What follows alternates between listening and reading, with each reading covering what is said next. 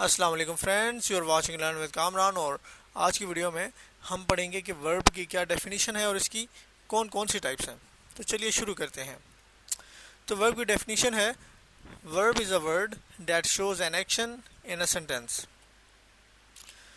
Verb जो है वो वर्ड होता है जो किसी काम को शो करता है। ठीक है, मतलब कोई ऐसा वर्ड एक सेंटेंस के अंदर जिसकी वजह से हमें ये पता चले कि यार क्या काम हो रहा है या हो रहा था। ठीक है, मतलब जो किसी एक्शन को शो कर रहा है, तो उस वर्ड को हम कहेंगे वर्ब। ठीक है, तो अब वो कौन कौन से वर्ड हो सकते हैं? मिसाल के तौर पर प्ले, सिंग, रन, ईट। ठीक है, अब ये वो वर्ड्स हैं जो किसी काम को शो कर रहे हैं। अब प्ले जो है वो एक काम है, कोई बंदा खेल रहा है तो वो एक काम हो रहा है, तो ये वर्ब जो है, यहाँ जो वर्ड है ये प्ले एक वर्ब है। चलिए इनके सेंटेंसेस भी देख लेते हैं। प्ले से अब सेंटेंस हम बनाते हैं, Talha likes to play cricket. ठीक है, अब यहाँ इस सेंटेंस के अंदर प्ले जो है वो वर्ब है। He is singing a song. अब सिंग जो है वो वर्ब है। ठीक है, और he is singing a song, वो एक गाना गा रहा है। ठीक है, तो सिंगिंग जो है वो वर्ब है। Run, Achita runs very fast. Eat, we ate a pizza today. तो वर्ब की कुछ टाइप्स हैं, चलें वो भी देख लेते हैं। तो वर्ब की वैसे बहुत सारी एग्जाम्पल टाइप्स हैं, तो उनमें से 8 टाइप्स हैं वो मैंने आप लोगों के लिए निकाली हैं जो मोस्टली यूज़ होती हैं। तो वर्ब की जो है वो 8 टाइप्स हैं। Action verb, transitive verb, intransitive verb, auxiliary verb, स्टैटिव verb, modal verb, phrasal verb और इर्रेगुलर वर्ब। तो पहली जो टाइप है वो है action verb. Action verb express specific actions and are used anytime you want to show action or discuss something, someone doing something। तो जो action verb है, जैसे कि इसका नाम है एक्शन वर्ब, ठीक है, तो ये कोई एक स्पेसिफिक एक्शन जो है वो एक्सप्रेस कर रहा होता है। ठीक है, तो जब भी आपने एक सेंटेंस के अंदर कोई एक्शन, कोई काम जो है वो शो करना है, तो आप एक्शन वर्ब इस्तेमाल करेंगे। मिसाल के तौर पर run, dance, slide, jump, think, ये तमाम जो है ये फिजिकल एक्शंस हैं। ठीक है, तो नेक्स्ट जो टाइप है वो है transitive verb. A transitive verb is a verb that requires an object to receive the action.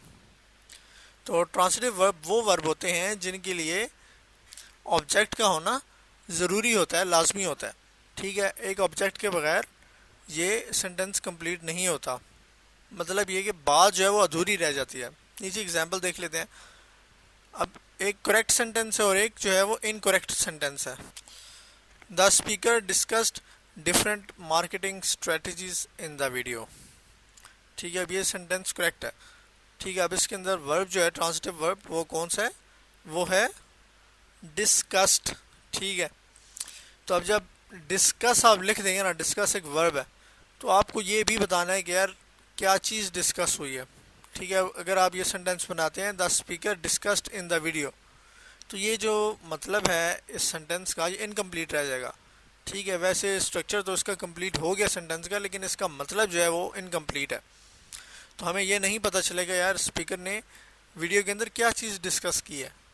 तो ये जो डिस्कस जो वर्ब है एक ट्रांजिटिव वर्ब है, क्योंकि इसके लिए हमें जो है वो ऑब्जेक्ट का होना ज़रूरी है। ठीक है, मतलब इसको सेंटेंस को कंप्लीट करने के लिए हमने ऑब्जेक्ट लाजमी लगाना है। और नेक्स्ट है intransitive verb. An intransitive verb does not take an object. Using an object immediately after an intransitive verb will create an incorrect sentence. तो जो इनट्रांजिटिव वर्ब होते हैं उनके लिए उनके सामने आपने ऑब्जेक्ट नहीं लगाना। ठीक है, तो जब आप एक इनट्रांजिटिव वर्ब के फ़ौरन बाद एक ऑब्जेक्ट लगा देंगे तो वो एक इनकरेक्ट सेंटेंस बन जाएगा। मिसाल के तौर पर अब जो करेक्ट सेंटेंस है वो है the students arrived at the residency in Karachi. अब जो अराइव है वो इनट्रांजिटिव वर्ब है।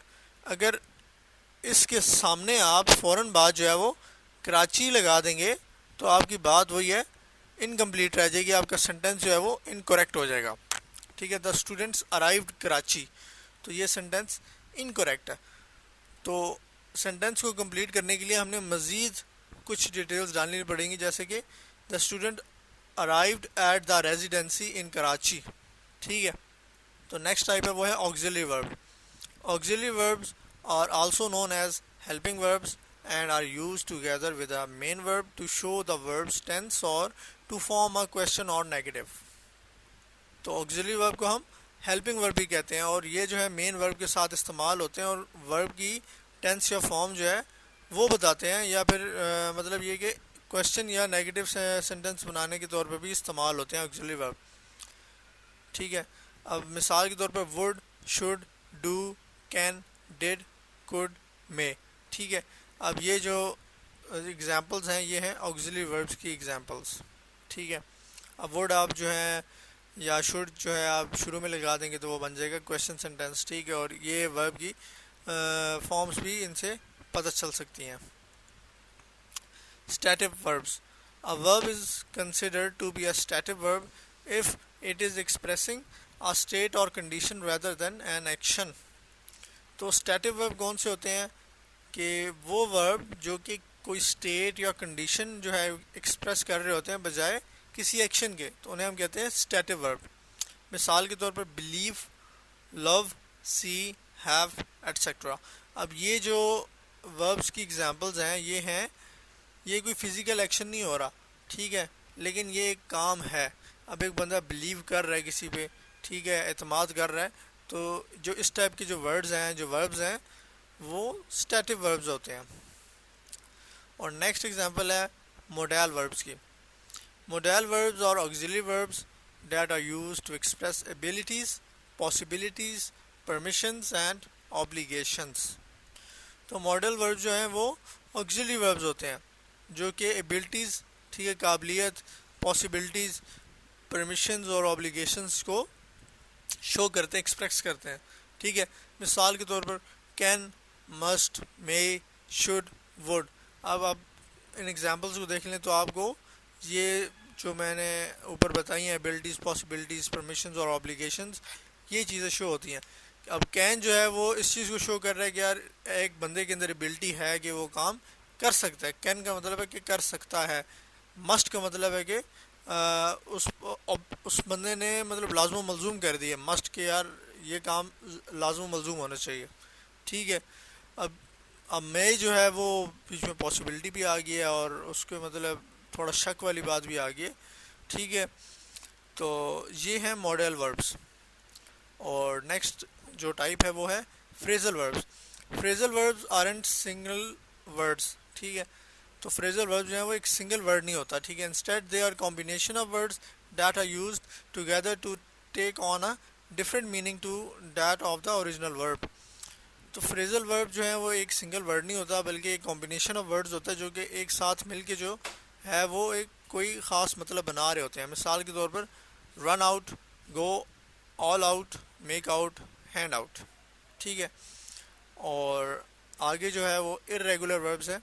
ठीक है। Irregular verbs are those that don't take on the regular spelling patterns of past simple and past participle verbs। तो ये होते हैं इरेगुलर verbs। मतलब इरेगुलर verbs वो होते हैं जिनकी जो है आप फॉर्म ऑफ verbs देखें तो वो कोई रेगुलर स्पेलिंग पैटर्न उनका फॉलो नहीं हो रहा होता। ठीक है। तो वो एग्जांपल्स बताऊंगा तो आप लोगों को समझ आ जाएगी। मतलब ये कि जिनकी पास्ट सिंपल और पास्ट पार्टिसिपल आपने फॉर्म्स बनानी हो तो उनका कोई ख़ास पैटर्न जो है वो फॉलो नहीं हो रहा होता। अब मिसाल के तौर पर बी के आप फर्दर जो है वो वर्ब्स की फॉर्म्स देखें तो वो बी वाज बिन, कोई एक ख़ास जो है वो पैटर्न फॉलो नहीं हो रहा। इस तरह ब्रेक के अंदर भी break, broke, broken, buy, bought, bought और डू, डिड, डन। ये 4 एग्जांपल्स हैं इरेगुलर वर्ब्स की। अच्छा, तो अभी ये रेगुलर वर्ब्स हो गए जिनके ख़ास पैटर्न जो है वो फॉलो नहीं हो रहा होता, लेकिन अब जिनका फॉलो हो रहा होता है वो होते हैं रेगुलर वर्ब्स। ठीक है। और जैसे अभी इनका कोई ख़ास पैटर्न नहीं है तो जो ख़ास पैटर्न है वो क्या क्या हो गया कि आपने कोई प्रीफिक्स या पोस्ट फिक्स लगा देना है तो उससे जो है वो पास्ट पार्टिसिपल या थर्ड फॉर्म ये बन जाएंगी, जैसे कि स्टार्ट के आगे अगर आप ईडी लगा दें, स्टार्ट स्टार्टेड, ठीक है, स्टेट स्टेटेड, तो ये हैं रेगुलर वर्ब्स। तो अगर ये इरेगुलर वर्ब्स देखें तो इनके आगे कोई ईडी वगैरह कोई इस तरह की रेगुलर जो है वो पोस्ट फिक्स नहीं लग रहा, ठीक है। तो ये हो गई इरेगुलर वर्ब्स। तो ये टाइप्स थी वर्ब्स की। तो कैसी लगी? अगर मेरी वीडियो पसंद आई है तो वीडियो को लाइक कर दें और चैनल को सब्सक्राइब कर दें। तो मिलेंगे फिर नेक्स्ट वीडियो में। अपना बहुत ख्याल रखिएगा। अल्लाह हाफ़िज़।